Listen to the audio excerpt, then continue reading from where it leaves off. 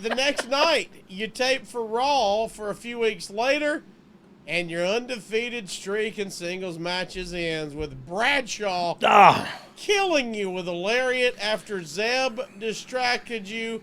Uncle Zeb, Dutch Mantell. What can you tell us about him in your career, Dog? Man, I love Dutch Mantell. Look at that. He's so funny.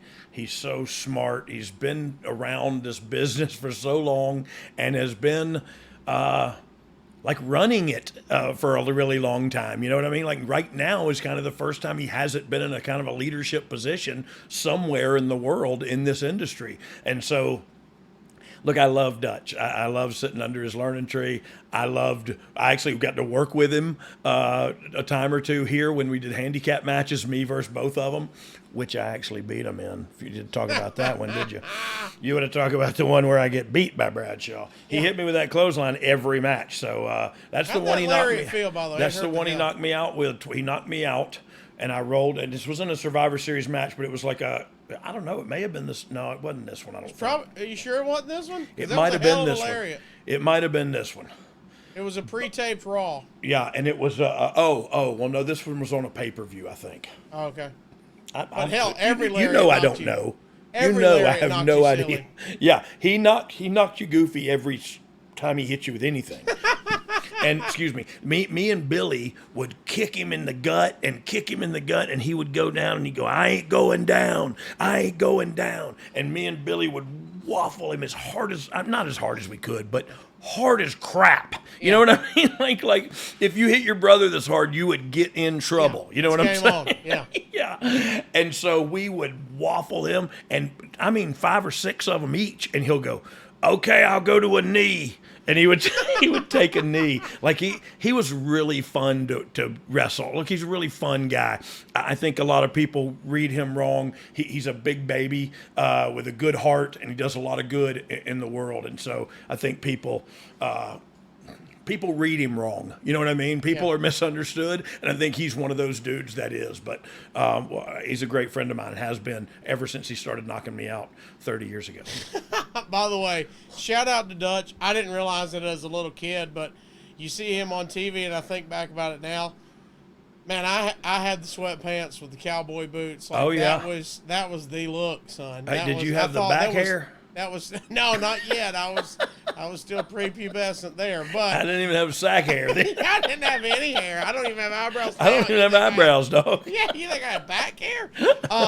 No. Hey, sweatpants with the cowboy boots. Yeah. That was a standard around my house. Hey, and when he came into, and so I saw him in Memphis a little bit, but when he came into Southern Championship Wrestling, Southeastern, whatever it was, he had his whip called Shoe Baby, and that man, when he came in, they booked him. My dad was the booker. They booked him to come in against this guy, this skinny guy. They called him the Worm, and he wore a bodysuit, a mask, and Dutch wrestled the Worm. And look, Dutch, remember, we've talked about this 100 times because it's seared into my soul.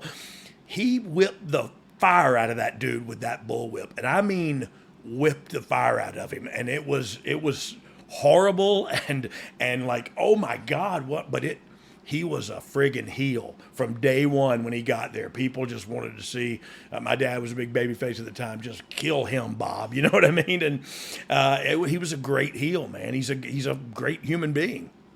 Was that the Worm Joey Ford? I just Googled Worm trying to find him. I couldn't find much. I don't think it was. It was wait, literally an extra in Birmingham, Okay. Alabama. You know what I mean? Like it was just a guy they brought in who he was probably like a referee's brother or something. You know what I mean? Oh, if Because you they didn't do one wrestling move.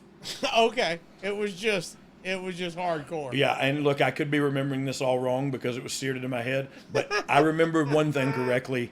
He whipped the fire out of that dude. It was not cool, but it worked. By the way, if you Google wrestler the Worm, you're going to get a lot of Boogeyman and a lot of Scotty Too Hottie, and that's it. Well, what about Otis? He didn't show up when I just Googled. Yeah, it's just Scotty and the God, how Boogeyman. funny was Otis coming down at the Royal Rumble? Just walking to the Fantastic. ring. Fantastic. Like I would have been okay if he just turned around and walked back. You know what I mean? I love it. On the same night, for a later Raw, you taped this on the same night.